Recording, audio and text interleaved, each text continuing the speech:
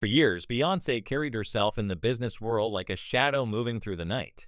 She rarely gave interviews, stayed away from public controversies, and allowed her projects to appear suddenly with immaculate rollouts, striking visuals, and shows that sold out before fans could even process the announcement.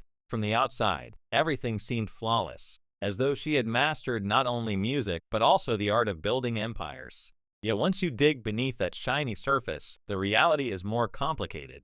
To some, she still appears untouchable, someone whose name alone guarantees success.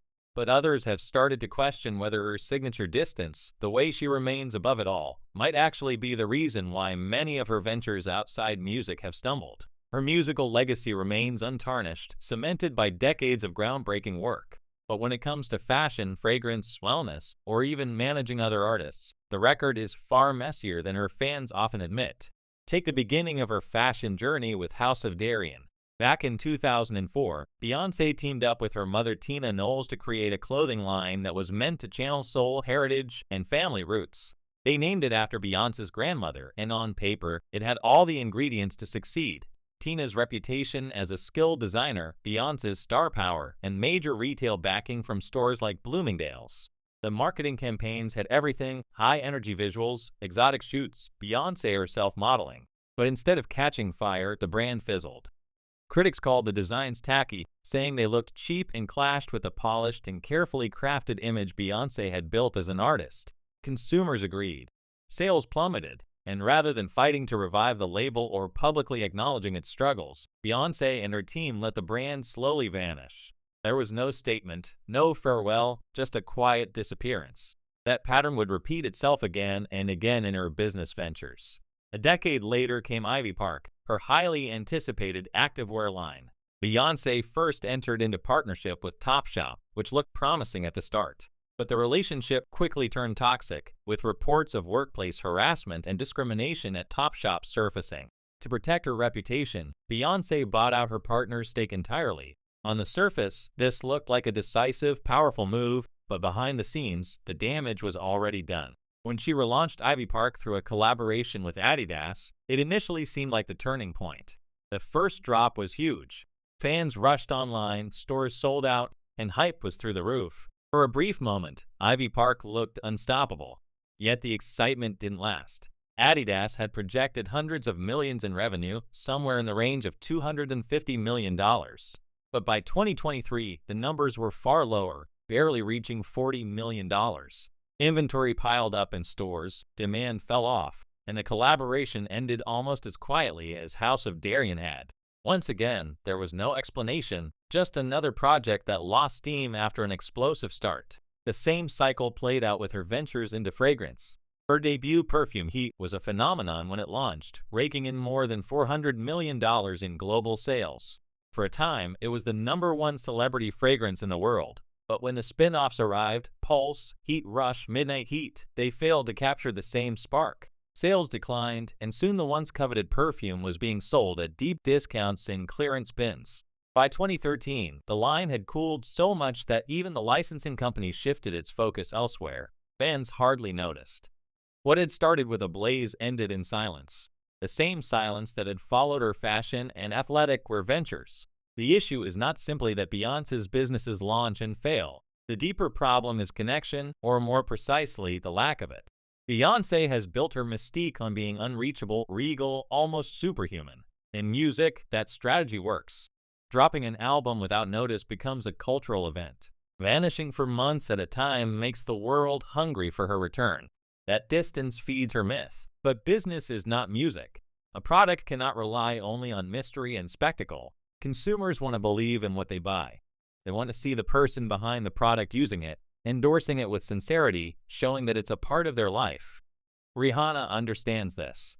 Kim Kardashian understands it too.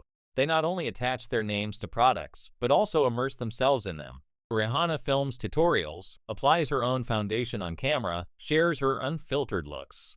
Kim constantly shows herself wearing her shapewear line, making it clear she lives in it. That accessibility breeds trust. Beyoncé, on the other hand, rarely shows up for her own products. She launches them, does a few promotional visuals, and then disappears. Fans are left feeling excluded rather than connected. They admire her but cannot relate to her. Even her brief foray into the wellness space revealed this disconnect. In 2015, she partnered with her trainer to launch a nutrition program marketed as a healthier lifestyle, but the plan turned out to be dangerously low-calorie. Health professionals publicly criticized it, warning people to avoid it altogether. Fans slammed it for being unrealistic and unsafe. Critics wondered why Beyoncé, someone celebrated for discipline and strength, would endorse something so extreme. And when the backlash came, Beyoncé stayed silent. She didn't defend the program, didn't explain her reasoning, didn't try to rebuild trust. Instead, the venture disappeared, buried under the weight of criticism. Another business that failed not because of lack of resources, but because it lacked authenticity and soul. Her entertainment company, Parkwood Entertainment, has faced similar challenges. Initially, it seemed like the perfect extension of her artistry. After cutting ties with her father as her manager, Beyoncé positioned herself as her own boss, releasing projects under Parkwood that pushed boundaries, visual albums, documentaries, and tours. But when Parkwood shifted toward managing other artists, the cracks showed again. Take Chloe Bailey, for instance. She had talent, looks, buzz, and every reason to succeed. But when her debut album flopped, many noticed that Beyoncé didn't promote it at all. No posts, no stories, not even a repost of Chloe's work. For an artist signed to her label, the absence of support was striking. Industry insiders started to whisper that Parkwood didn't nurture artists, it replicated Beyoncé's style. Everyone under the label seemed like a diluted version of her, imitating her sound, her visuals, her perfectionism, but without her cultural platform or audience loyalty. Instead of growing into their own voices, Parkwood artists seemed stuck, trapped under her shadow. A label is meant to build stars, but Parkwood was turning into a holding pen of echoes, leaving artists without real traction. Even Beyoncé's film ventures under Parkwood have had mixed outcomes. Cadillac Records underperformed at the box office. Obsessed managed to make money, but was savaged by critics. Other projects followed the same inconsistent path. For someone whose music career is defined by excellence, the unevenness of her business projects raises real questions. Perhaps the silence and distance that work so well in her artistry are liabilities in the business world. In music, silence is mystique. In business, silence is abandonment. Her pattern is consistent. She enters a space with massive hype and resources, creates cinematic rollouts that feel more like cultural moments than product launches. But once the first wave of excitement fades, so does she. There is no ongoing storytelling, no continued engagement, no behind-the-scenes presence to keep the brand alive. That works for albums that can stand on their own, but businesses require constant nurturing. Consumers today want relatability, personality, authenticity. They want to feel included, to see the bloopers, to hear the unscripted moments. Beyoncé doesn't offer that. She offers perfection and distance, and in the lifestyle market, perfection without personality rarely sells for long. Meanwhile, her peers show the difference. Rihanna didn't just put her name on Fendi. She built it around her identity, her skin tones, her lived experience. She showed herself without makeup, experimenting with her products, being candid. Fans didn't just buy makeup, they bought into her. Kim Kardashian's Skims works because she embodies it. She wears it daily, flaunts it casually, and explains how it fits her life. Those brands succeed because they are personal, accessible, lived in. Beyoncé's ventures, by contrast, often feel like costumes, beautiful, immaculate, but hollow. They look like her, but they don't feel like her. The energy doesn't match the image, and that disconnect makes the brand seem artificial. Even when Beyoncé's projects begin strong, like Ivy Park with Adidas, the lack of clarity becomes a fatal flaw. Fans never quite understood what Ivy Park stood for beyond sleek visuals and Beyoncé's name. It was all aesthetic without a heartbeat. Without a story or an emotion to hold on to, the brand drifted into irrelevance.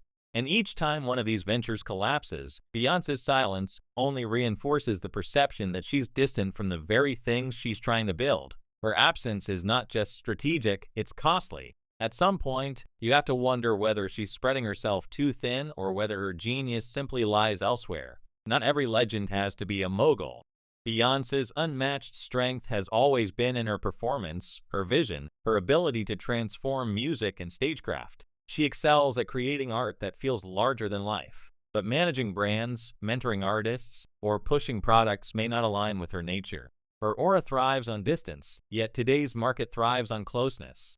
Her mystery makes her a once-in-a-generation artist, but it cripples her ability to sell lifestyle products that require openness and relatability. Her empire isn't crumbling because she lacks greatness. It's faltering because fans don't feel her in it. They don't see her casually wearing Ivy Park at the grocery store or posting stories about her perfume. They don't see her laughing through a skincare routine or admitting when something doesn't work. Without those glimpses of humanity, admiration doesn't convert into loyalty. In the current climate, loyalty comes not from perfection but from presence, from showing up, from being real. Rihanna does it. Kim does it. And until Beyoncé decides to step down from the pedestal and let her fans in, her ventures outside music may continue to fall short.